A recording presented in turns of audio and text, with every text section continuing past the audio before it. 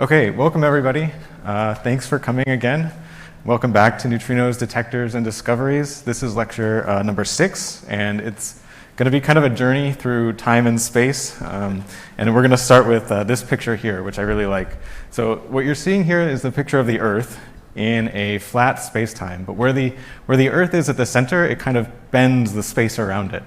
And this is a really key idea that was developed at in the early 1900s.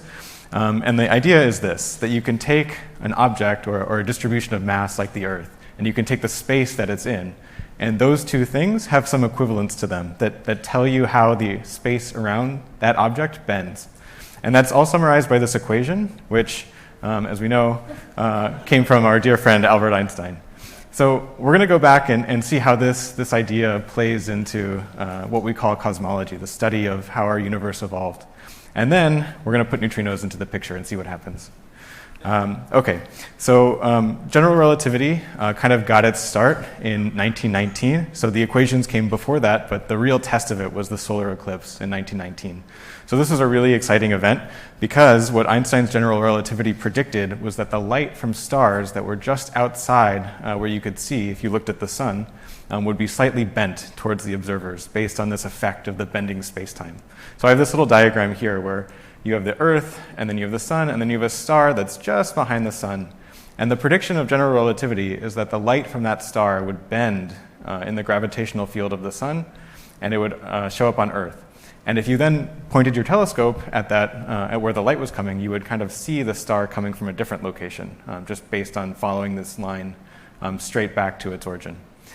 So this was the prediction of general relativity, that the light would bend due to gravity. And this was a very different way of thinking about gravity because Newton, back in the 1500s, told us that light or matter only is affected by gravity if it has mass. But what was actually found, so this experiment was done, was shown here. So the vertical axis here is showing the amount that the star was deflected from the position that it was expected to be at. And then this horizontal axis is the distance of the star away from the sun. And there are 3 lines here that show the different predictions. So this red line is what you would get with Newtonian gravity, where the mass just depends, or the gravitational effect depends on the mass. So for light, that would be 0. The light has no mass, so it doesn't get affected. There were some hints about Newton's gravity already kind of breaking down around this time. So another idea was also proposed that maybe the light has kind of a mass that you can think of as proportional to its energy. And that's shown in the green line here. But then Einstein's theory is shown in this blue line, and it's definitely the best fit to the data that was observed from this solar eclipse. So this was a great confirmation of this theory of general relativity that Einstein put forward. So this was a nice verification, but there were some theoretical issues with general relativity. And one problem is that energy is not really conserved in general relativity. And the way to see that is to think about what happens as space bends. So if you have a light or photon traveling through the universe and the space is bending around it, then the light's wavelength can be stretched or compressed. And the wavelength of light is proportional to its energy. So the kind of diagram that you can think about is, let's say you start with blue light, and then it travels through a region of space where that space is now longer or shorter. That wavelength can change as it travels through there. And the wavelength of light, since it's proportional to its energy, this kind of equivalence tells you that the energy is lost somehow. So in other words, you can start with a high energy photon, blue light, let's say, and then as it goes through a space that extends it, it becomes more and more red. But red light is lower energy, so the energy has been lost in general relativity. So this was kind of a problem, and they called in an expert to solve this problem, Einstein and David Hilbert, in 1915. And that expert was Emmy Noether, who was a brilliant mathematician working in Germany at the time, and she was a mathematician, not a physicist. And she looked at this problem presented by these 2 physicists and asked, well, you've made kind of a critical error with what you're trying to do. You haven't established where you think that your basic assumption of conservation of energy is coming from. So Emmy Noether applied this idea and asked, where do these symmetry laws that physicists hold so dear, conservation of energy, conservation of momentum, where do they actually come from? And the answer she came up with was symmetry. So the way this works is that for each symmetry in the universe, there's a different conservation law. So for an example, if you can take a system and move it around in space and the physics is still the same, that's what we call a translational symmetry, and that corresponds to a conservation of momentum. So you have this equivalence between a symmetry and a conservation law. You can do the same thing with rotations. So if your universe looks the same as you rotate it around an axis, then that corresponds to a conservation of angular momentum. And then the last one is a little bit more subtle, but actually, if your system looks the same going forward in time versus backward in time, that corresponds to conservation of energy. So up until this, physicists had no idea where this idea of, or where the notion of conservation of energy had come from. It was just something that was assumed about the whole universe. And it took Emmy Noether's insight to actually provide the justification for these laws. So how does this apply to general relativity?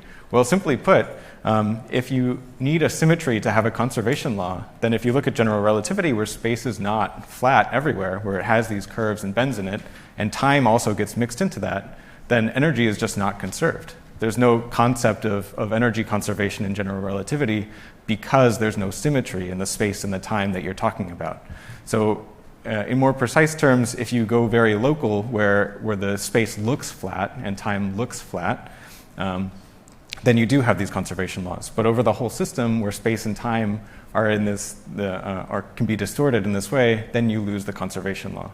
So actually, Emmy Noether's theorem established that general relativity does not have conservation of energy in the whole picture, and this solved the problem. Unfortunately, there was another problem with general relativity, which is that if you just take this equation that Einstein had in 1915 and you add matter to it, so again, the left side here is the curvature term, and then the right side here is the matter term, so where the matter is distributed in the universe.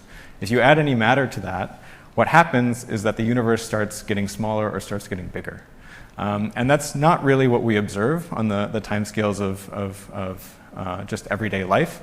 So what Einstein did was he patched in a little extra term that balanced out how much that universe should curve or should contract or expand. So he put in a fudge factor, what we call it. He just added some extra energy, made the whole thing balance. But this created a new problem with general relativity, which I've summarized here in this picture. Imagine you're a person standing on top of a hill on a skateboard, and you're at the very top of the hill, but the hill is very narrow. So you're currently perfectly balanced on top of that hill, but as soon as your skateboard goes left or right, you start expanding or you start contracting again. So your universe is very unstable. Even though it's static, even though you're standing still, as soon as you do anything that could disrupt that balance, you're back to where you started again, and the universe is no longer stationary. So the universe expands or the universe contracts. So this is what Einstein was thinking about. But while he was doing that, other physicists were taking his equations and using them to make predictions. So I'm going to talk about Alexander Friedmann here, who had this idea of using fluids to describe the universe. So he wasn't so concerned if the universe expanded or contracted. Maybe it's just that we can't see the contraction because we're only looking at a very short time scale. So he wasn't really bothered with this problem, and instead he just wanted to solve Einstein's equations and make some predictions about what the universe would do. So his idea was to fill the universe with a fluid. So treat all the matter in the universe as a fluid that can be compressed or has some density. And those two things working together make the Einstein's equations easier to solve. And if you do the calculations, what you find is that the universe size changes with time. And so I'm showing on this plot here just the size of the universe on the vertical axis and time on the horizontal axis. And what Friedmann found was that there were different solutions to Einstein's equations, different histories and fates of the universe that you would get if you assumed this model. So in one case, the universe starts small and then it starts expanding, but then that expansion starts accelerating. Another case, the universe starts small and then just continuously expands. And then the last case, the universe expands to some critical point and then flips over and starts contracting again. So these were all possible histories of the universe that Friedmann got out of Einstein's equations. There was another physicist who came around a little bit later, Georges Lemaitre, who asked then from Friedmann's equations what happened when you got to time to the smallest amount of time where the universe has the smallest size. So Georges Lemaitre independently developed Friedmann's equations, but the same conclusion was reached that by looking at these kind of solutions to Einstein's equations, you can run time all the way back to the beginning and ask what happens. And based on this axis, what happens when you run time back to the beginning is that the universe gets very small. And what happens when the universe gets very small is that all the energy in the universe gets compactified to a single point. So this builds up our model of what we now think of as the Big Bang. So the Big Bang can be divided into several parts, but the idea is that as you start in the very early universe, all the matter is in one point. And then from there, the universe expands and cools. And as the universe expands and cools, different things start to happen. So in the very early universe, all the particles that we know about, you have photons for light, you have the quarks, the up-down, and then you have the leptons, like the electron, the muon, the tau. They're all present, and they're all interacting in a very hot and dense environment.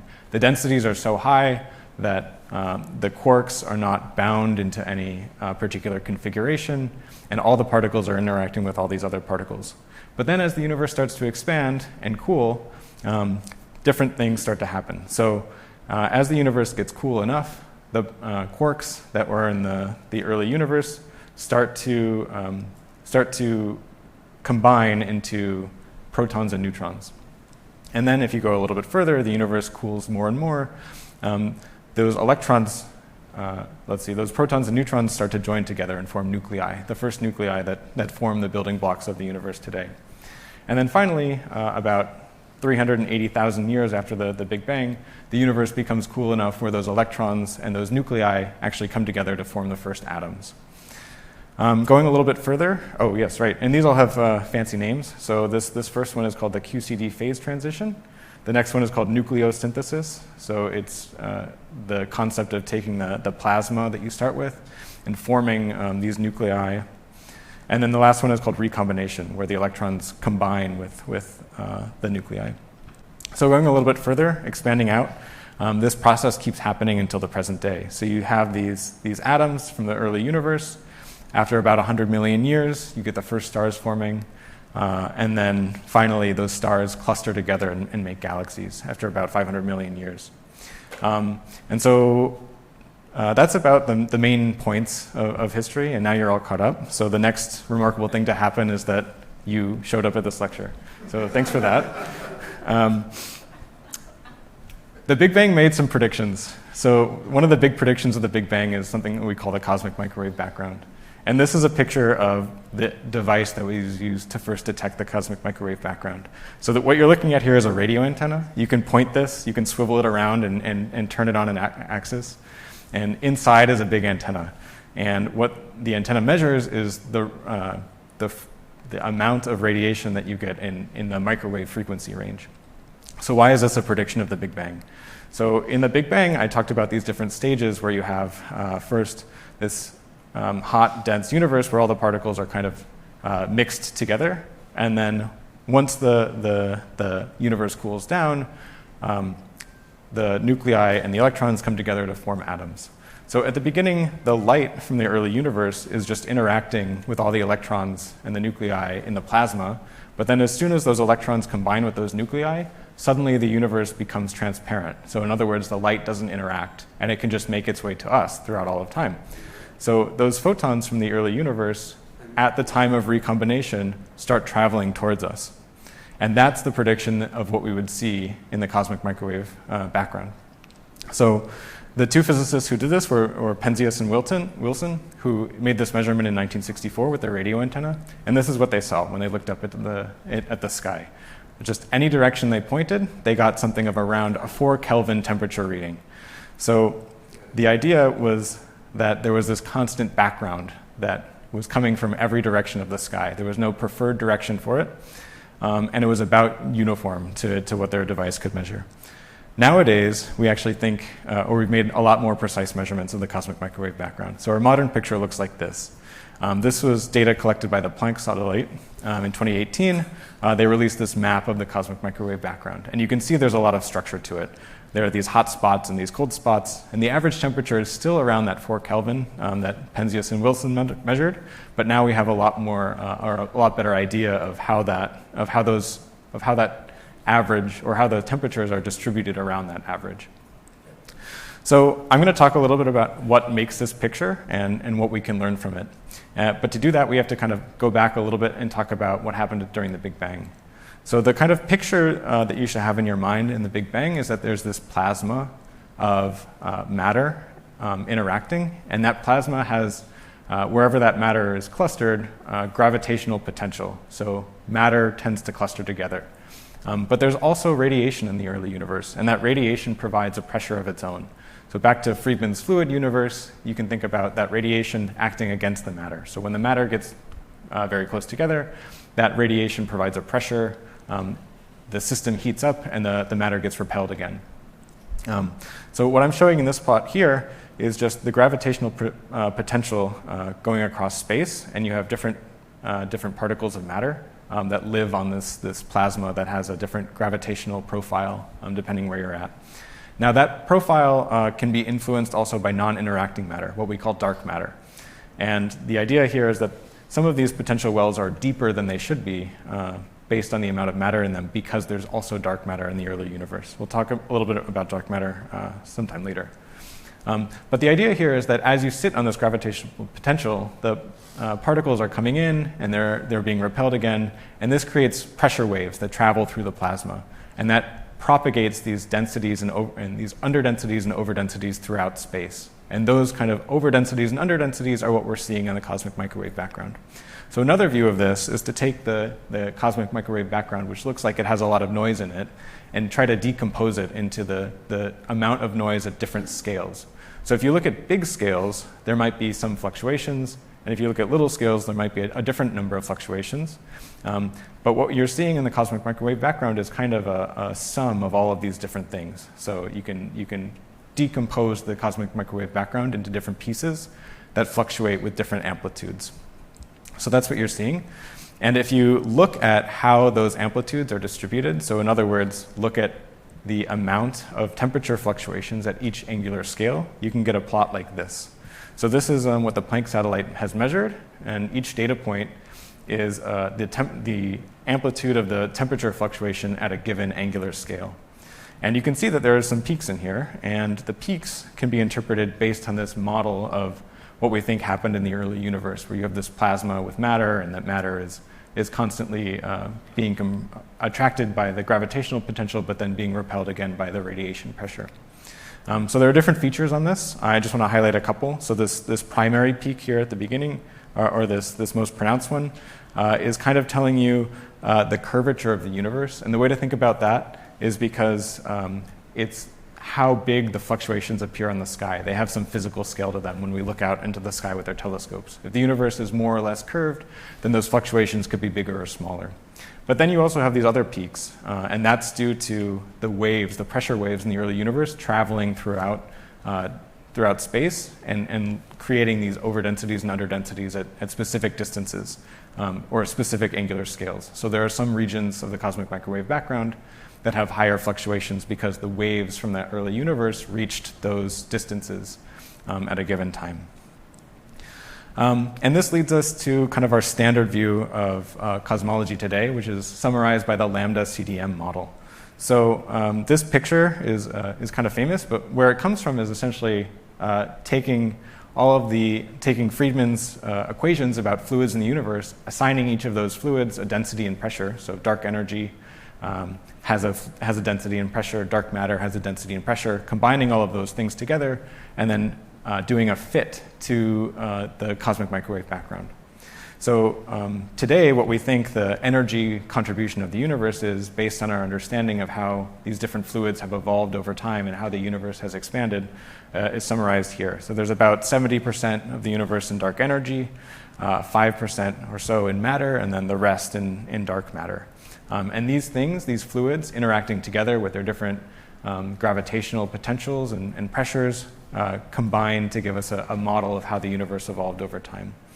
I'll say one more thing about that lambda term Einstein added to his original equation of general relativity to fix this problem of a non-static universe. We now think that term should be there. We just don't think it has the role of fixing the expansion rate of the universe to a constant value.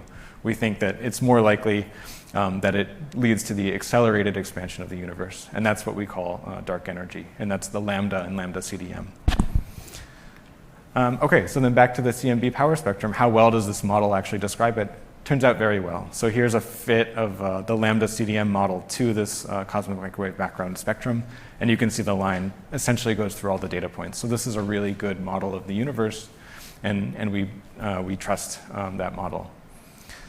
Okay, so with that introduction to cosmology, let's talk about neutrinos. So first, I want to talk about neutrinos from the Big Bang.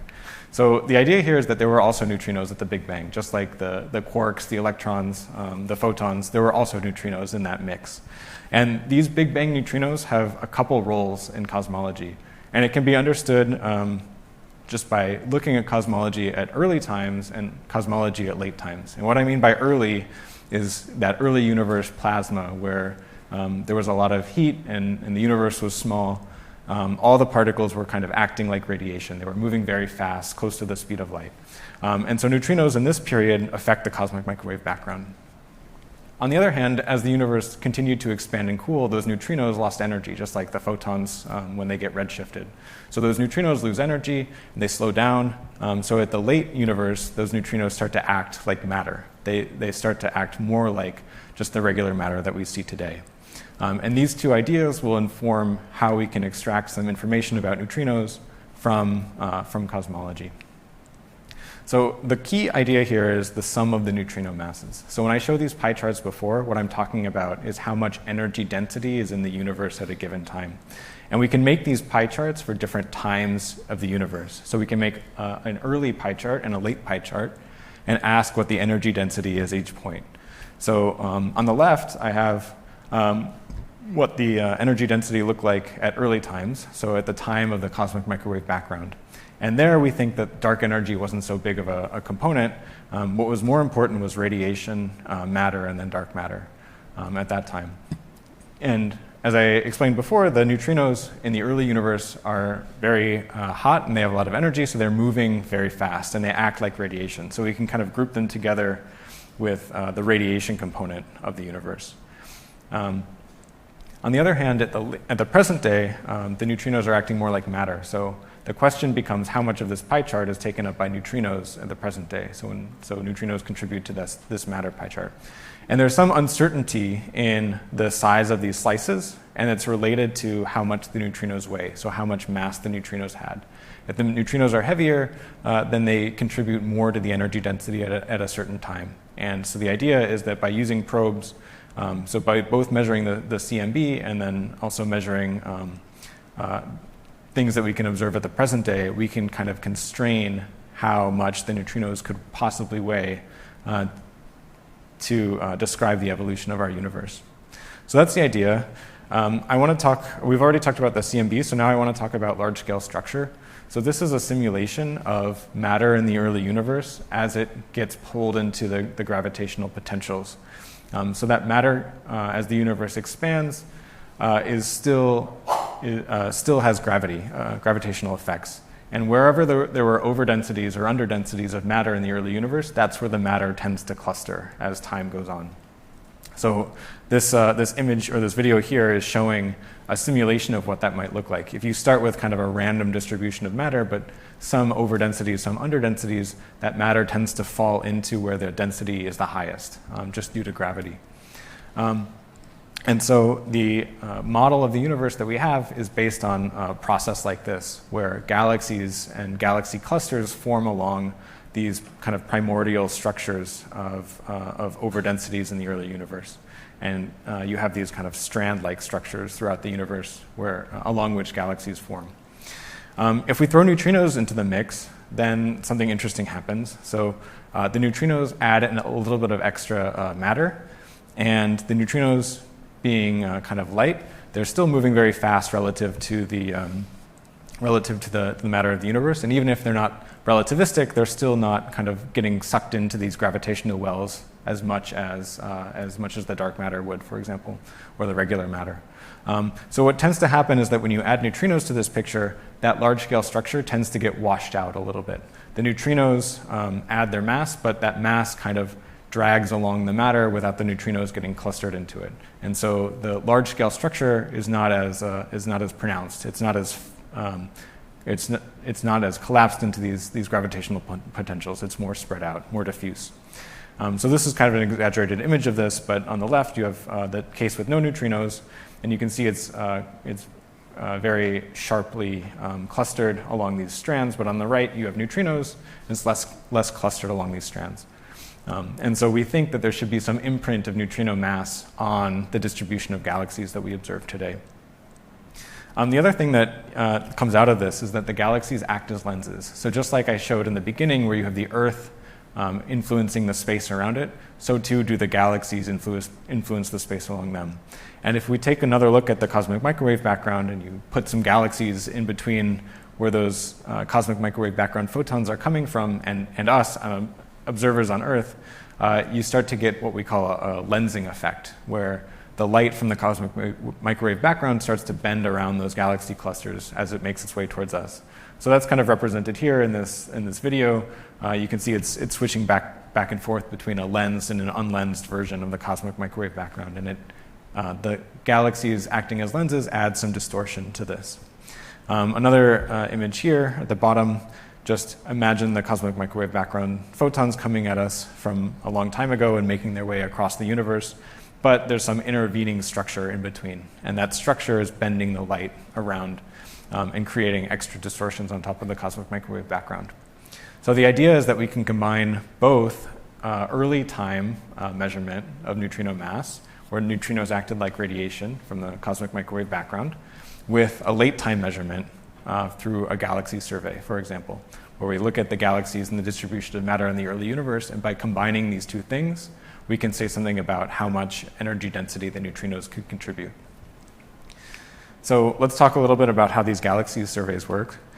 This is a picture from from an observatory, the Kitt Peak Observatory in Arizona, where the dark energy spectroscopic instrument survey is currently running. So this is a telescope on the hill here, and it's looking up at the sky, and it's making it's making a map of the universe. So in particular, what it's looking for is something called baryon acoustic oscillations. This is the idea that as those pressure waves spread out in the early universe, they actually created a fundamental distance at which galaxies kind of formed. So back to that picture of large-scale structure, we have these underdensities and overdensities. What causes those are the waves coming out of this plasma in the early universe, and as those waves propagate, they propagate out radially. So what you can do is you can look at a particular galaxy and then draw a circle around it, and what you expect to find is that at some characteristic distance, there are actually more galaxies than there would be if it were just totally random where the galaxies formed. And again, the characteristic distance is set by how far those waves traveled before the universe expanded and the matter started collapsing due to gravity. So these are called baryon acoustic oscillations. And this is an exaggerated picture, but this describes the effect. And what's nice about it is that it provides a ruler for cosmologists to look at. There's essentially a fundamental scale that you can measure at each point in time that you go back and look at the universe. So you can look at galaxies that were created much earlier and galaxies that were created much later, and you can ask what the size of the baryon acoustic oscillation is at each point in time. So you can create kind of a history of the universe by doing this measurement. And what they find is that when you combine this measurement with measurements of the cosmic microwave background, you actually get a very tight constraint on the neutrino mass.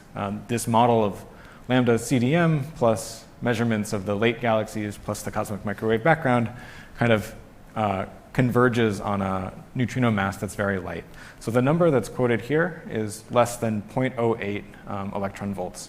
And this is from a recent paper that came out earlier this year.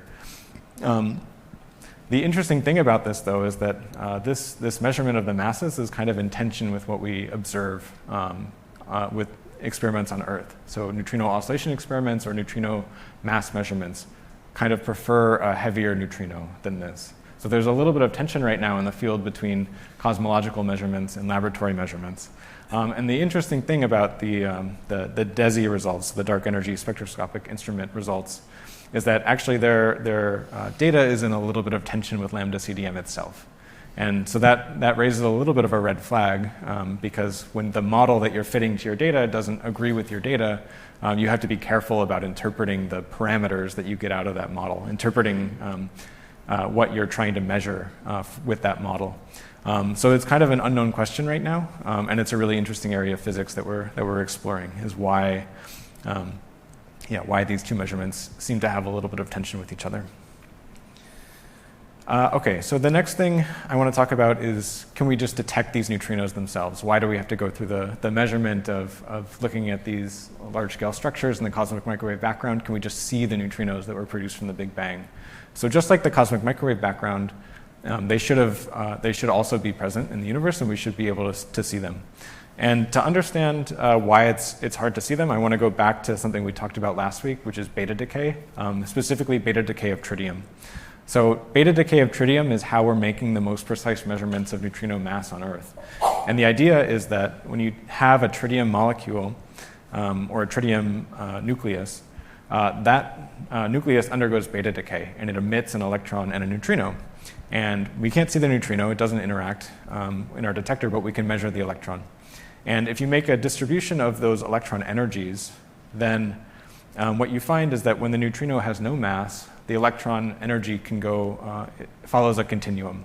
So it goes very smoothly all the way up to some maximum energy. But as soon as you add a neutrino mass, then conservation of energy tells you that the energy available to the electron has to be less than what it would be if the neutrino had no mass. So in fact, what you get if the neutrino has mass is a distortion to the decay spectrum, which is shown by this red line here. So in other words, the electron can't have that maximum energy because some of that energy goes into the neutrino mass. Okay, so that was what we talked about last week. One interesting idea that people have had for detecting Big Bang neutrinos is to switch this process around a little bit in a process called neutrino capture. And the idea is to take an element or a nuclei that decays via beta decay and actually have it absorb the neutrino. And what happens is that you can write this process down, and it has some nice properties, like the energy threshold required to do this process is essentially 0. So you can do this process with these incredibly low energy neutrinos from the Big Bang on Earth. And what you would see in your detector is, if you had a big detector filled with tritium, you would see the beta decay spectrum from tritium, but then occasionally one of these neutrinos would come and interact, and it would create a little excess energy above where you think the maximum should be. So the neutrino capture will produce an electron with slightly more energy than it should have if there were no neutrino present. So this is the idea, is to very precisely measure this beta decay of tritium endpoint. And there is one prototype out there that is trying to do this. It's called the Ptolemy experiment. It's based at Princeton, and then there's plans to move it to Gran Sasso in Italy. The plan for this, though, is that the problem with this is that there are significant R&D challenges in making something like this. So the first issue is just how do you get tritium all in one place to watch it decay? Tritium likes to connect together and form molecules when you put it in close proximity. And those molecular tritiums, they tend to have a lot of vibrations that make your energy determination very difficult. So that's one issue, is we don't really know how to get tritium isolated in a big volume like this to watch it decay.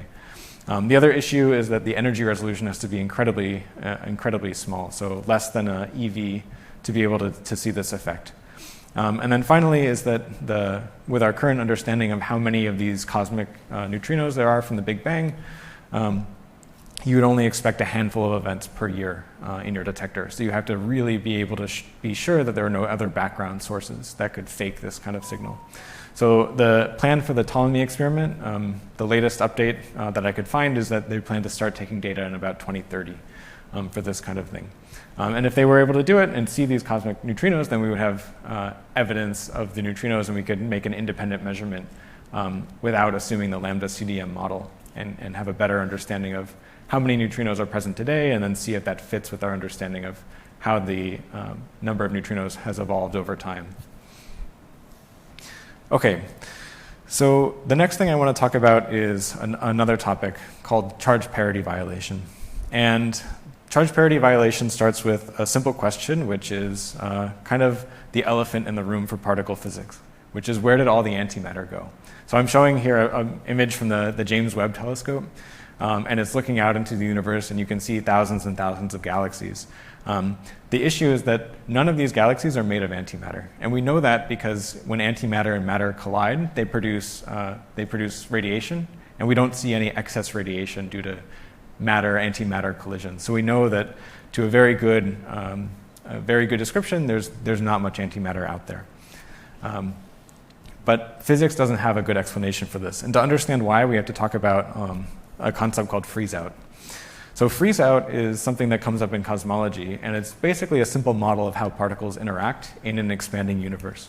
So on this diagram here, I have a particle just moving along. And what you can think about with a particle is it has some characteristic range of interaction. So an electron, it feels the electromagnetic force, and that has some radius to it. So you can characterize the size or the range of its interaction as an area. But then that particle is also moving through space and time, so it has a velocity and it travels for some length of time. So what happens is that particle traces out the cylinder. So the radius of the cylinder, or the area of the cylinder face, is the range of interaction, and then the volume comes from adding in this velocity times time component. And so now you have a volume, and you can ask how many particles are in that volume. And so I'm calling the number of particles that this particle could interact with n here. So there's some density of particles that a given particle can interact with as it traces out this volume. If you look at from the particle's view, what it's seeing is basically going straight down the cylinder. It sees all these particles in its view. But what happens when you throw in the expanding universe? Well, now the particles that were inside its cylinder have expanded outward away from it as this particle travels. And now what's in the particle's view are fewer number of particles than what it saw before. And so this idea leads to what we call freeze-out. And so we can characterize freeze-out through a very simple relation. You have the interaction rate, and that's proportional to this cross-sectional area that I showed on the previous page, the number density of how many particles your particle can interact with, and then the velocity that your particle is traveling. And as the universes expand, all of these quantities are decreasing over time. And so what happens is that you actually get some relations like this, where on the vertical axis, I'm showing the number density of particles, and on the horizontal axis, I'm showing the mass of the particle over the temperature. You can just think of that as the universe cools, the temperature gets lower, so this quantity increases. And what happens is as the universe expands, the number density of the particles starts decreasing, but then there's some point at which there are no more particles in your particle's line of sight. So in other words, the universe has expanded away, and now the rate of interaction has gotten so small that the particles just stop interacting altogether. And once those particles have stopped interacting, then their density is frozen in, or the particle interaction has frozen out. And so what you're left with is that the density of particles actually flattens out after a certain amount of time. You can compare that with what would happen if the particles kept interacting as the universe expands. Then the density of the particles would keep decreasing because they keep getting converted to radiation, for example, like this. So this is the picture of freeze-out. And how it relates to our problem of matter and antimatter asymmetry is the concept of baryogenesis. So back to this picture of all the galaxies that we see in the night sky, particle physics predicts that that matter and antimatter should have the same density today as they did before. So this freeze-out picture should have happened at the same rate for both matter and antimatter. So the question is, why is the density of matter so much higher than it is for antimatter? And if you go back and do the calculation about how much matter there should be versus antimatter to get the density that we observe, then what you find is that the number of baryons, or protons and neutrons in the universe, versus antibaryons, so antiprotons and antineutrons, should have had this relationship of about for every baryon, or for every 100 million baryons, 100 million and one baryons, there should have been about 100 million antibaryons for this number to cancel out and give us the density that we have today in the universe. So it's a very small effect that we need to produce this density, but there's no mechanism in particle physics to produce it. Essentially, they should just be totally equal. And a famous physicist, Andrei Sakharov, wrote down some conditions for what would be required to generate this asymmetry. So there are 3 conditions. The first one is that you need a process that either creates or destroys baryons. So I've drawn a black box process on the right where you take baryons, so quarks or protons and neutrons in, and then there's some black box process. And on the other side, you get something that's not a baryon. So a lepton, for example, like an electron, a muon, or a tau particle. And there's nothing like this that we have ever observed in the standard model. But there are some ideas about what it could be. The second condition is the process must occur at different rates for matter and antimatter. So even if you have this process, it would still be symmetric for matter and antimatter. So not only do you need this process, but you also need it to happen at different rates for matter and antimatter. And then the last one is this freeze-out condition that we talked about before. The process has to happen out of equilibrium or when the rate of this process is smaller than the expansion rate of the universe. And so what I want to talk about today is specifically the second point here. So there are some theoretical ideas for the first and the third rules here, but the second one is kind of where we're doing experimental tests today. Also, I just want to point out that Andrei Sakharov, brilliant physicist, also a Nobel Peace Prize laureate. He has a very interesting story, so if you're interested, you should read about him. Okay, so I want to understand this second point is what we need to introduce this concept of parity. And we saw this last week where you can take a particle and you can add its spin direction into the mix. So a particle is traveling along. In this case, I'm showing an electron here, and it has a spin, and it's spinning either left or right. That spin can be shown by taking your hand and pointing with your thumb in the direction of the particle's motion and then following the curve of your fingers around. So a right-handed particle would curve towards me. It would be spinning towards me. Left-handed particle in the same direction would be spinning away from me. And so it's really left-handed, right-handed is kind of the intuitive way to understand this. And the key thing here is that left-handed and right-handed particles, you can swap between the two just by holding up a mirror, essentially. So a left-handed particle looks like a right-handed particle in a mirror, and vice versa. Now, parity is an interesting quantity in physics because, as we talked about last week, the weak interaction that is felt by the neutrinos doesn't or has a preference for parity. So you can think about it as the weak interaction handshake. So when the neutrino interacts or a particle interacts with the weak force, it's like somebody is going to shake your hand, and if you are a left-handed neutrino, then you can successfully shake the hand. If you're a right-handed neutrino, you can't. So this is an interesting quantity because we know that the universe is not symmetric to parity. You can have left-handed particles interact with the weak interaction, or you can have right-handed antiparticles, but you can't have right-handed particles interact with the weak interaction. So I've written down here a neutrino with a left subscript and an electron with a left subscript, and these interact via the weak interaction, but the right-handed versions don't. So the universe is not symmetric under parity. But something interesting happens when you add charge into the mix. So as we showed on the previous page, the weak interaction, when you change parity, you lose the ability to do the weak interaction. So an electron here with a left-handed, I've changed the parity. It's now a right-handed particle. It no longer feels the weak interaction. And then the same thing happens with charge. So if I take a left-handed electron and I switch its charge, it becomes a left-handed anti-electron or a left-handed positron, you could say. And that also doesn't experience the weak interaction.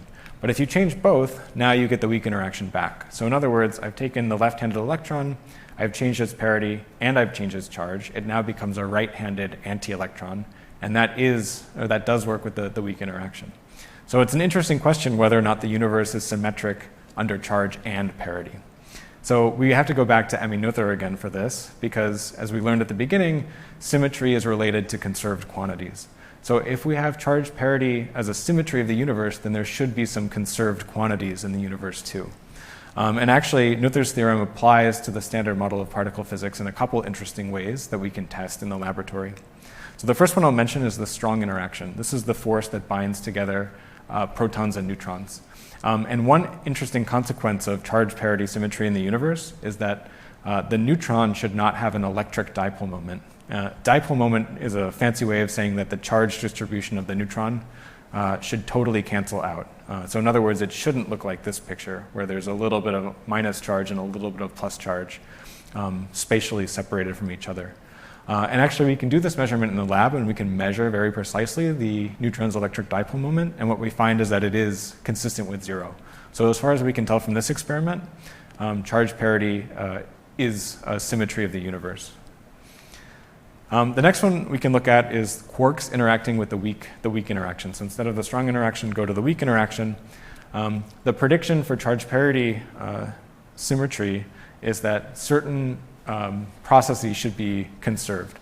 So the only issue is that we know that this is not true. And there was an experiment done in the 60s where they looked at a beam of these particles called kaons, which have 0 charge. But that 0 charge is not a fundamental charge. They're actually a combination of quarks.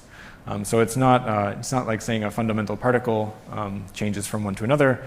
It's looking at these kaons that change between particles and antiparticles, kind of like, well, not like neutrinos, but the upshot of this experiment is that when they looked at this beam of these kaon particles, kaons made of quarks, what they found is that the rate of a kaon changing to its anti-particle version happens differently. And so this was evidence that charge parity was not conserved, but the problem is that this is not enough of an effect to explain the matter-antimatter asymmetry of the universe. So it was observed, but it's very small. The last part of this, though, is that the symmetry and conserved quantity relationship could also apply to the neutrinos. And so neutrino oscillations also fit into this picture. In particular, Noether's theorem for charge parity conservation would imply that neutrinos oscillating between muon neutrino and an electron neutrino would not be the same as, or would be the same as a anti-muon neutrino oscillating to an anti-electron neutrino. So we're going to do this experiment today and talk about how we can measure this. First, just a quick review of neutrino oscillations. So we've talked about this in previous lectures. The idea is that if you start as a neutrino of a particular flavor, then you can write down the probability of finding that neutrino as a different flavor as a function of how far it's traveled. So I'm showing here on this plot where we start with a muon neutrino, probability of 1.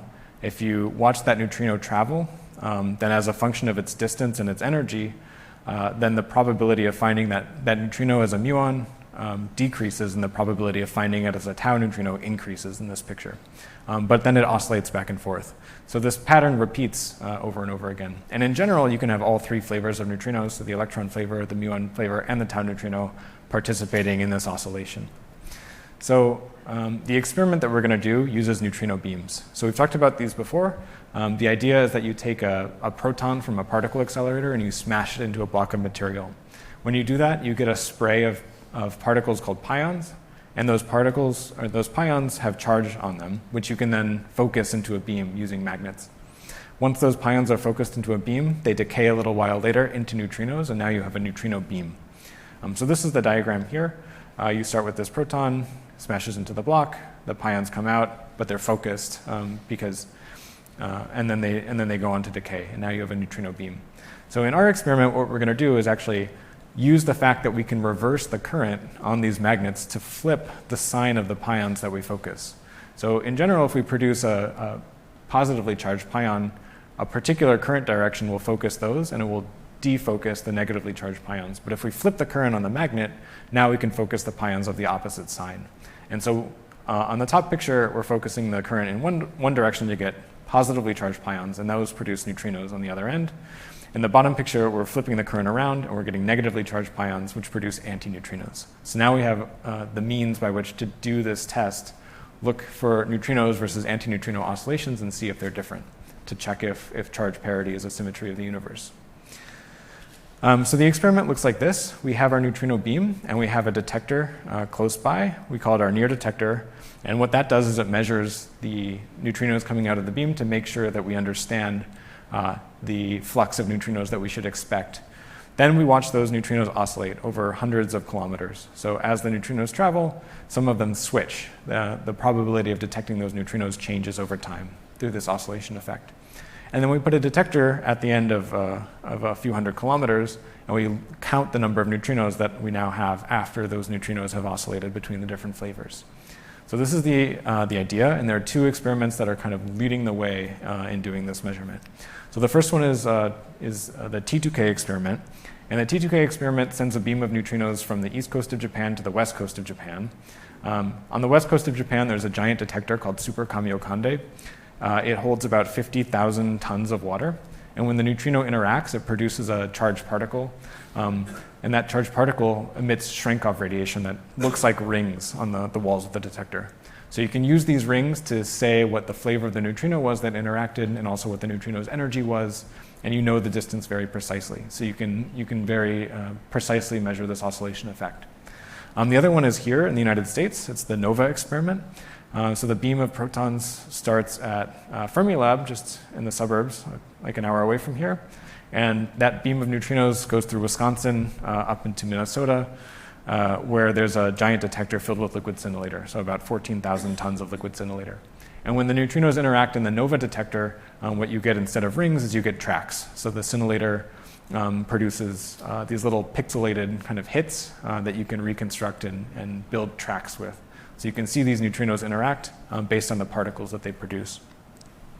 Now, the challenge with this experiment is that the oscillation probability it depends for the different flavors. So I've written here kind of the approximate numbers. If you start with a muon neutrino, like both of these beam experiments are, then 90% of the time, by the time the neutrino reaches your detector, it will have the probability of it becoming a tau neutrino is about 90%. For the other flavors, it's about 5% of the time, just round numbers.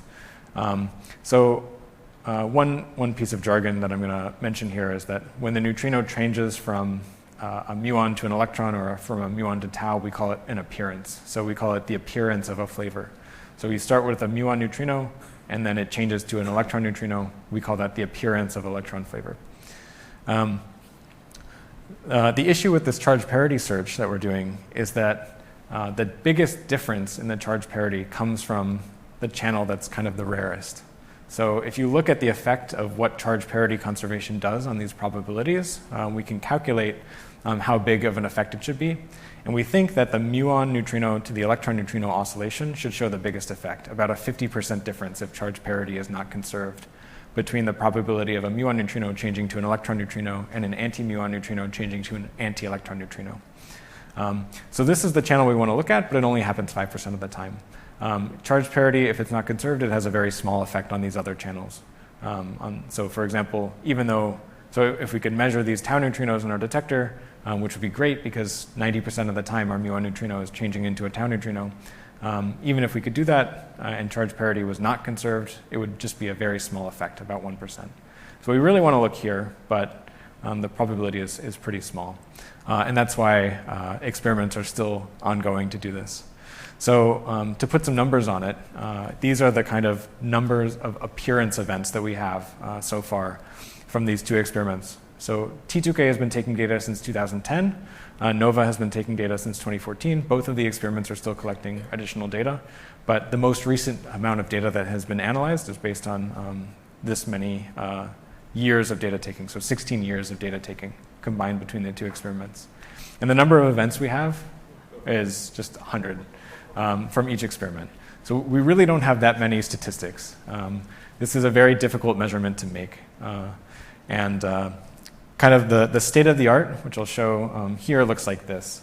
So T2K and NOVA have come together and done a joint analysis of both of their data sets, and this is the result. So on the vertical axis here, you're seeing the likelihood, and then on the horizontal axis here, you're seeing a parameter called delta CP, and this quantifies the amount of charge parity violation we think there is in the universe.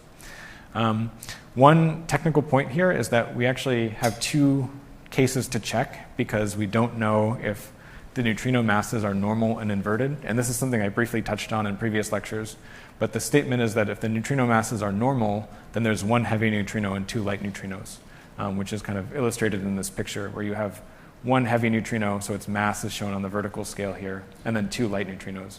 But it could also be inverted, and we don't know the difference. We actually can't tell the difference between these two scenarios, and that has some implications for how you interpret these results.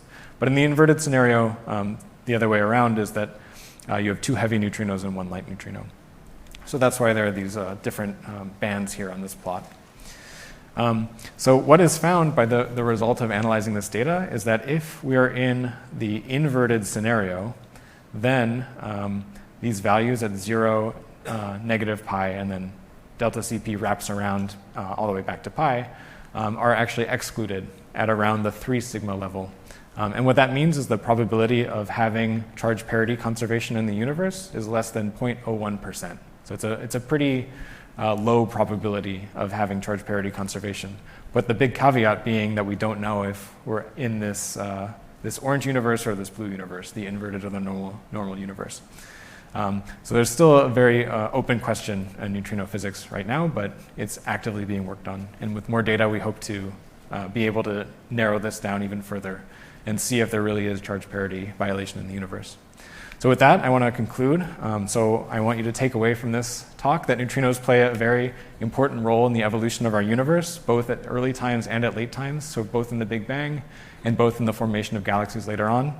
And then last, this big question in physics about why there is so much more matter than antimatter can also be answered by neutrinos, at least partially, through this idea of charge parity conservation.